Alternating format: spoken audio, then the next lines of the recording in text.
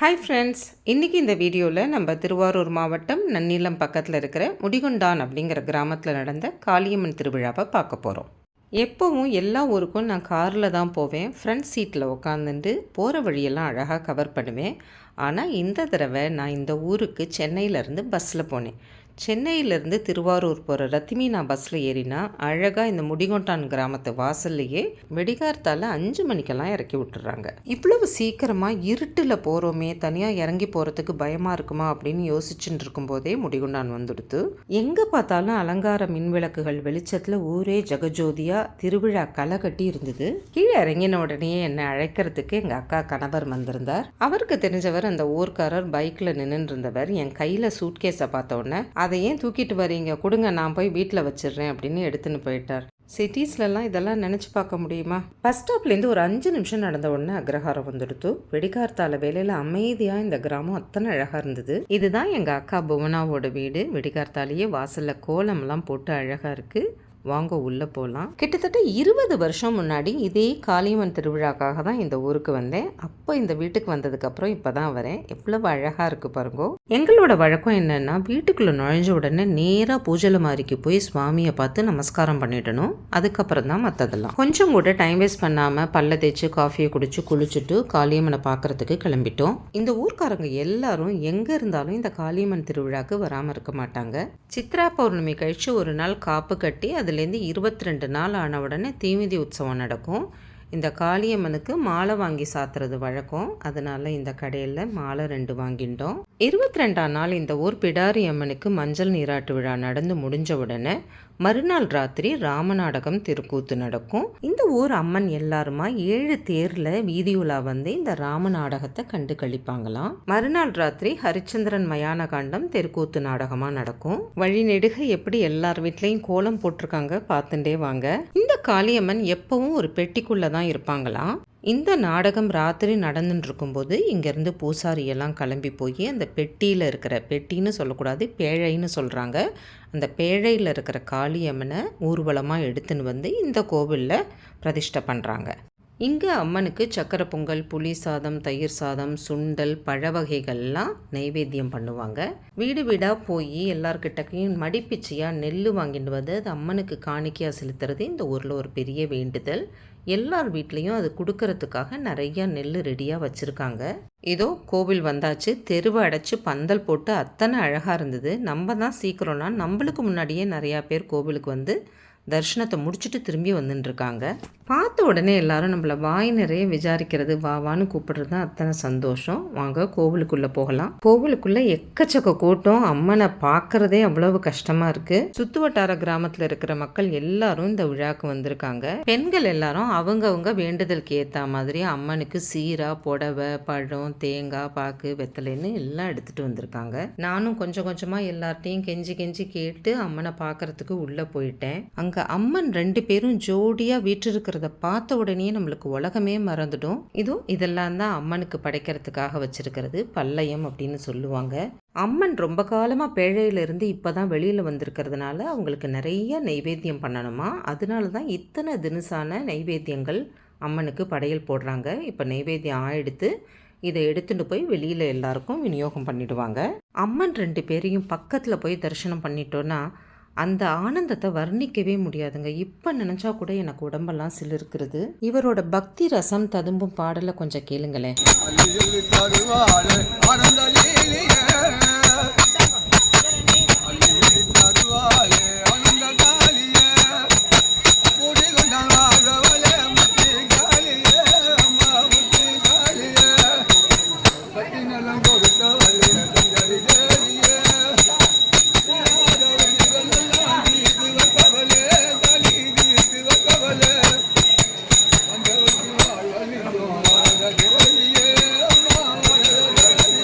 அள்ளி அள்ளி தருபவளே, ஆனந்த காளியே, தீராத வினைகளை தீர்த்து வைப்பவளே. நோய் நொடி இல்லாமல் ஆரோக்கியமாக இருக்கணும்னு இந்த உருவம் வாங்கி கோவிலில் வைப்பாங்களாம். நான் பேசினது போதும், திருவிழாவை நீங்களே நேரில் பாருங்க.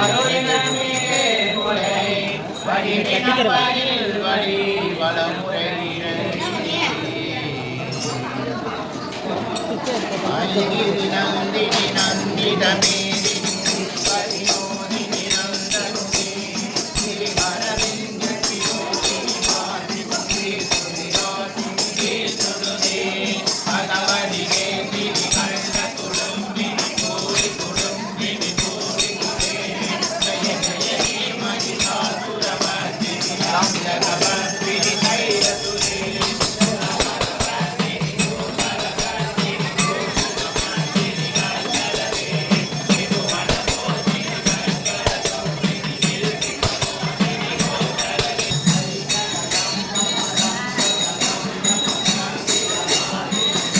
மடிப்பிச்சை வேண்டுதலாக எடுத்துன்னு வந்த நெல் அரிசியெல்லாம் இங்கே கொண்டு கொட்டுறாங்க. ஏதோ அம்மனுக்கு தீபாராதனை ஆயின்ட்டுருக்கு. அம்மனை தான் கண்குளிர பார்த்தாச்சே, திரும்பி போகலான்னா போகவே மனசு வரல. அப்படி ஒரு காருண்யம் அந்த கண்ணில். எங்கெங்கெந்தலாமோ மனிதர்கள், விதவிதமான வேண்டுதல்கள், இதெல்லாம் பார்க்கறதுக்கே கண்கொள்ளா காட்சியாக இருந்தது. இந்த திருவிழாவில் நிறைய இளைஞர்கள் உற்சாகமாக பங்கெடுத்துன்றது ரொம்ப திருப்தியாக இருந்தது.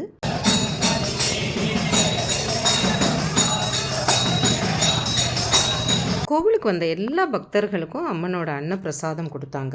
பக்கத்து ஊர்ல இருந்தெல்லாம் சின்ன குழந்தைகள் எல்லாம் அழிச்சுன்னு வந்து ஒவ்வொருத்தருக்கும் எவ்வளவு பக்தி தெரியுமா. நானும் இந்த மாதிரி கிராமத்துல திருவிழா பார்த்து ரொம்ப வருஷம் ஆயிடுத்து அப்படிங்கிறதுனால ஒவ்வொரு இதையும் அணுவா ரசிச்சுட்டே வந்தேன்.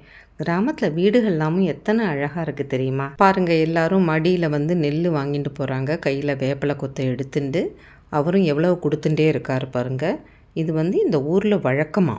இது மாதிரி நம்மளோட ஊர் வழக்கம், குலம், குடும்ப வழக்கங்கள், சம்பிரதாயத்தெல்லாம் நம்ம வந்து விடாமல் பண்ணும்போது தான் நம்மளை பார்த்து நம்மளோட அடுத்த தலைமுறையும் அதெல்லாம் கற்றுப்பாங்க. இந்த பழக்க வழக்கங்கள் விட்டு போகாமல் காலத்துக்கும் தொடர்ந்து இருக்கும். இன்னும் கொஞ்ச நேரத்தில் அம்மன் வீதியுலா வரப்போகிறாங்கிறதுனால எல்லா வீட்டு வாசலும் தண்ணி தெளித்து அழகழகாக கோலம் போட்டு அம்மனை வரவேற்கிறதுக்கு ரெடியாக இருந்தது.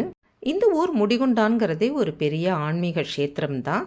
ராமாயண காலத்தில் ராமர் இலங்கைக்கு சீதையை தேடி போன பின்னாடி பாரத்வாஜ மகர்ஷி இந்த ஊருக்கு வந்து இங்கே ஆசிரமம் அமைச்சு தபஸ் பண்ணிட்டு இருக்கு. சீதையோட திரும்பி வரபோது இந்த ஆசிரமத்துக்கு வந்து இங்கே உணவு உண்டதா புராணங்கள் சொல்றது. இவர் ராமலிங்கம், இந்த ஊரோட ஆஸ்தான டெய்லர். பிளவுஸ் மட்டும் இல்லை, மெத்த தலகாணி தைக்கிறதுல எக்ஸ்பர்ட். குத்து விளக்கு வரலட்சுமி அம்மனுக்குலாம் ரொம்ப அழகாக பாவாடை தைப்பார். இப்போ வீட்டுக்குள்ளே போய் கஞ்சி காஃபி ஏதாவது குடிச்சிட்டு கொஞ்ச நேரம் ரெஸ்ட் எடுத்துட்டு உடனே கிளம்பி திருப்பி அம்மன் புறப்பாடு பார்க்க போகணும். புவனா வந்து என்னோட பெரியப்பா பொண்ணு. எங்கள் ஃபேமிலிலேயே புவனா தான் பயங்கர சுறுசுறுப்பு, டிசிப்ளின் அப்படின்னு பேர். கொஞ்சம் கூட சோம்பேறித்தனம் பண்ணாமல் எல்லா வேலையும் நீட்டாக பண்ணுவா. உரல், உலக்க, மேலே ஏணி மாட்டியிருக்கு. அந்த காலத்து அடிப்பம்பு. புவனா கூப்பிடுறா, கஞ்சி குடிச்சிட்டு சீக்கிரம் திருப்பி கோவிலுக்கு கிளம்பணும். காலம்பரை வரப்போது ரொம்ப இருட்டாக இருந்தது. இப்போ சூரிய வெளிச்சத்தில் இந்த மித்தம் தாவாரம்லாம் எத்தனை அழகாக இருக்குது பாருங்கோ. புவனா வந்து முன்னாடி ஸ்ரீரங்கத்தில் இருந்தாங்க. இப்போ ஒரு வருஷமாக கும்பகோணத்துக்கு வந்துட்டாங்க. வாங்கோ, மேலே சத்தம் பட்டாசு சத்தம்லாம் கேட்குறது. சீர் கொண்டு வராங்கன்னு நினைக்கிறேன்.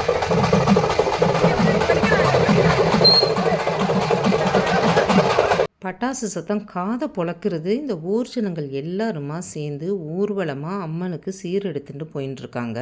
ஏதோ இப்போ இன்னொரு பட்டாசு வைக்க போகிறாங்க, அதுக்காக தான் எல்லாரும் நின்றுட்டாங்க.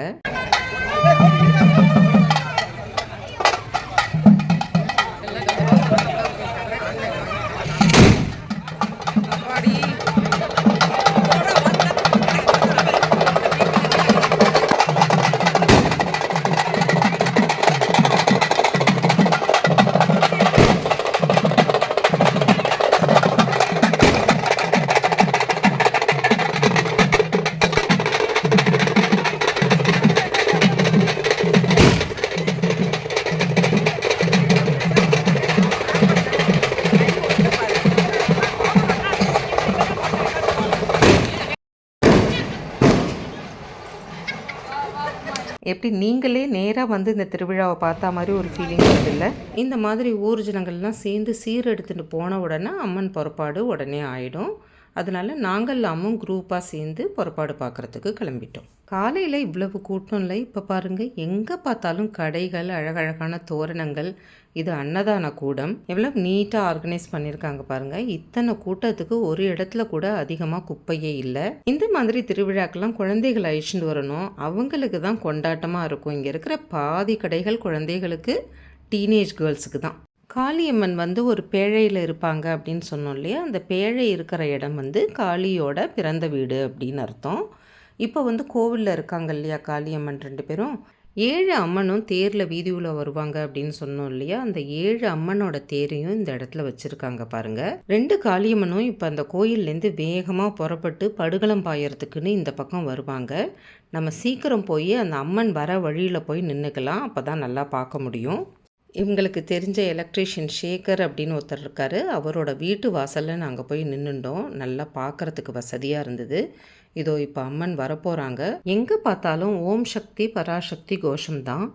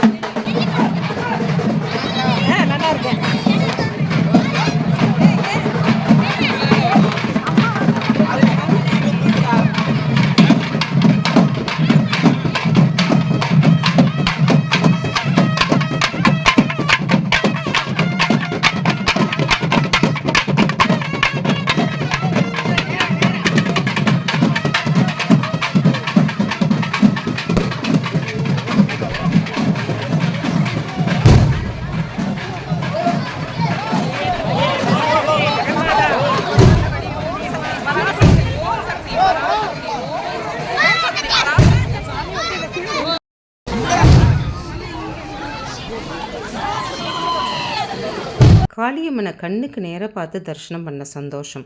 உங்களுக்கும் அப்படி தானே இருந்தது?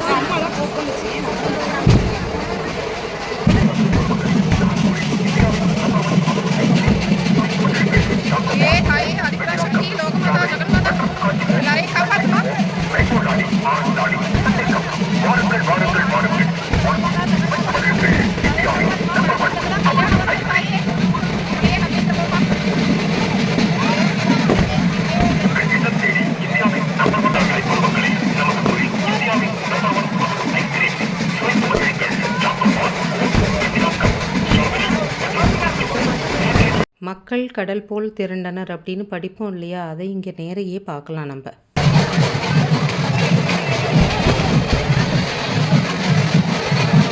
அப்பப்போ நடுவில் இந்த மாதிரி ஃப்ரெண்ட்ஸோட ஃபோட்டோ எடுத்துகிட்டு சின்ன சின்ன சந்தோஷங்கள்.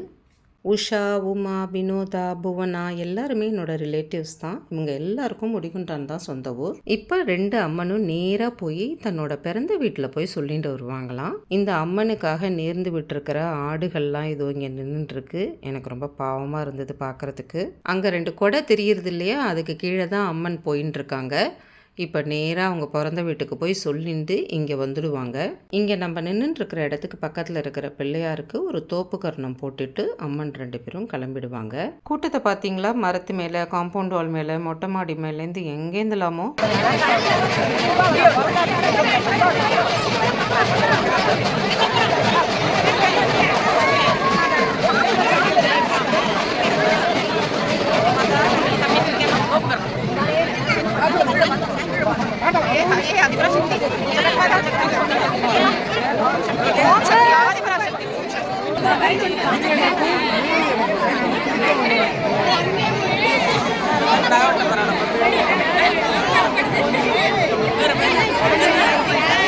இதோ இப்போ 2 அம்மனையும் இந்த மண்டபத்தில் உட்கார வச்சுடுவாங்க.